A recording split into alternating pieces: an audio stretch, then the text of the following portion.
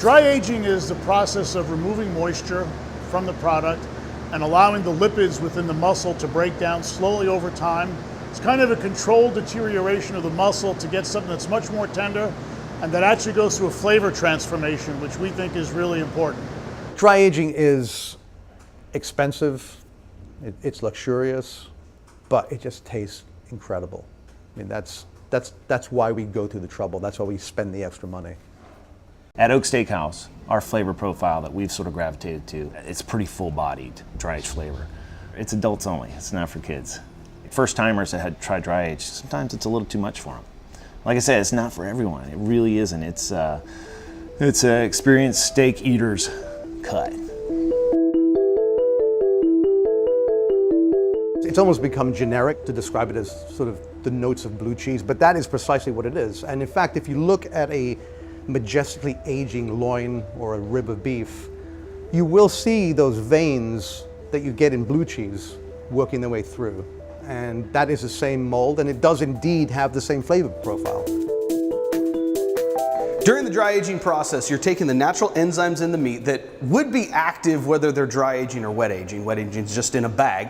But dry aging, you're taking the meat and you're putting it out into an open air environment. So the natural enzymes are breaking down the muscle tissue, making it more tender.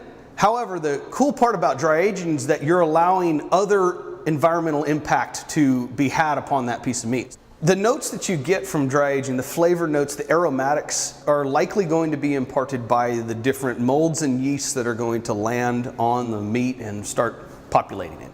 One type of mold that we know that we're finding on there is Penicillium nalgiavense. It's a mold that's a very white, powdery mold that you're going to find oftentimes on salami.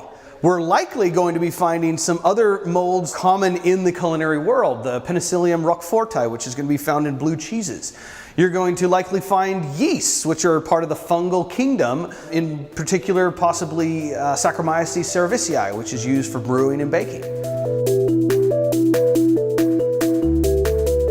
Now, the controls that we can incorporate into dry aging are often going to be temperature. Number one, it's very easy to control temperature for the most part, but then we try to control humidity somewhat to slow the migration of the moisture or get the right amount of migration of moisture during the dry aging process.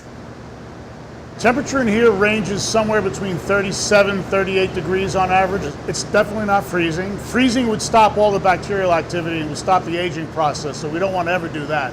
Temperature is important because we want to age product for 30, 40, 45 days. And in order to do that, you definitely have to have temperature low enough. Otherwise, you'll end up with spoilage and something that spoils as opposed to aging correctly.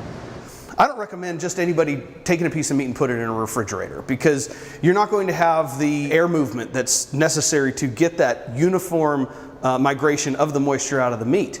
The folks that do dry aging on a large scale, they're truly artists. From the meat science perspective, I get a lot of questions, tell me the science of dry aging. I can tell you what has happened, but I can't necessarily tell you what's going to happen. That's kind of the cool part about dry aged meats. It's going to be different no matter where you go or what you do. It's different in every environment, and you are left to the environment and what it's going to impart into the flavors.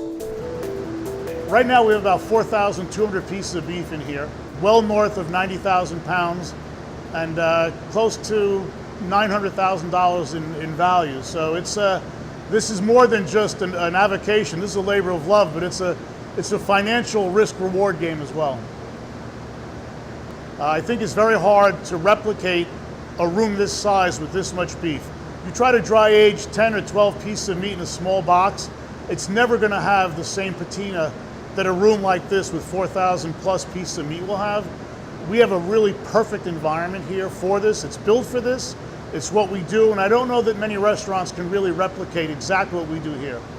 Different rooms respond very differently to beef. You go to the De Braga room, for example, and it's absolutely cavernous, it's massive. And when you have that much volume, paradoxically, it's easy to control than if you have a microclimate, right? Where the slightest variation will completely throw off the room. That room is so big that they have a little bit more leeway, let's say.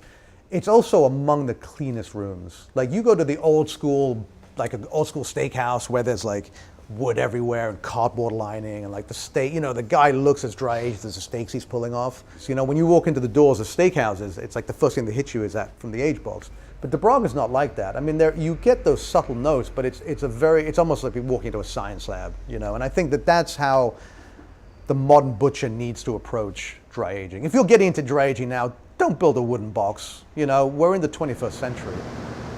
It's like being in a cheese locker where you have tons of cheese and you walk in and you put a fresh piece of cheese in there and all the bacteria in that room start to work on the new cheese that you bring in. Same here. In a week, we'll put up 700, 800, 1,000 pieces of new meat in here. So we're introducing a ton of humidity, which is why we have the high-speed fans. That adds to our humidity level naturally, just by the amount of meat we put in every single week.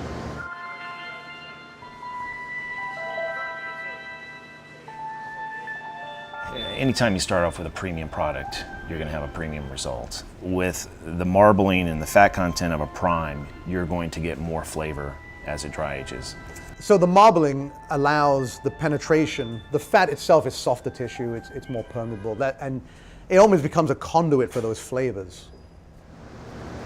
Marbling for me is the most important criteria. If you have a really great piece of marbled beef and you age it correctly, you should have a great finished end product for sure.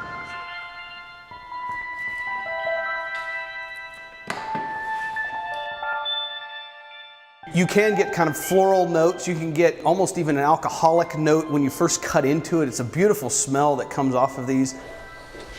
Oh my God, George, you gotta smell that. Those aromatics are still in the meat, and so when you cook meat, you're waking up the molecules that are there. You're exciting the molecules with the heat, and that's what comes up to our noses. That's what comes up to our olfactory senses. And that's where dry aging really takes this big leap beyond just conventional aging of meat. You really get that intense flavor.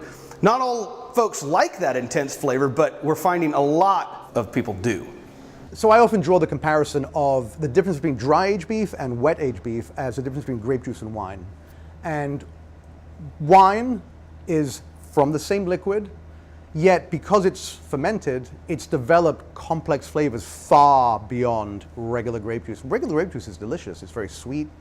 It's refreshing, but it doesn't have a lot of complexity. Wet aged beef is delicious. I mean, look, who's going to turn down a juicy hamburger? But when you're making a steak, which is the most prized and important part of that animal, to elevate it with dry aging, I think, is the right way to really honor that animal's life, honor the process, and honor the guest, indeed. I love wet age. I do. There's times when I've got to have the dry age. I'm chasing that flavor. They're both great, but they're both different platforms. We're in the golden age of dry aging. People are pushing it. 28 days is what you really need, right, to get that steak to the proper tensile strength. There is some imposition of flavor on that, but the further you go, the more desiccated the meat becomes and the more profound and distinct the flavor is. So I've had steaks up to 420 days that are no longer beef.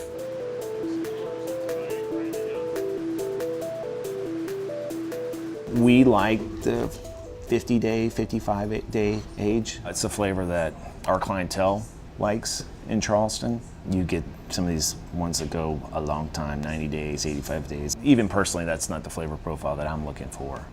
I think it's important to remember that at one time, all meat was dry aged. They were hanging whole carcasses. That has the same effect as dry aging, and now it's become a bit perverse, quite frankly, when you're just taking short loins and rib sections and dry aging them. Dry aging is new to a new generation of people who are enjoying meat. Dry aging used to be what we always did. Prior to refrigeration, meat was always just kind of hung in open air environments, and there are still countries that do that. What's old is new, and what's new is cool, and that's what we're having, this resurgence in the meat community. Those who enjoy meat are really starting to better understand the benefits of dry aged meat. People are looking for this next level of eating experience, and that's what dry aging can really bring to folks.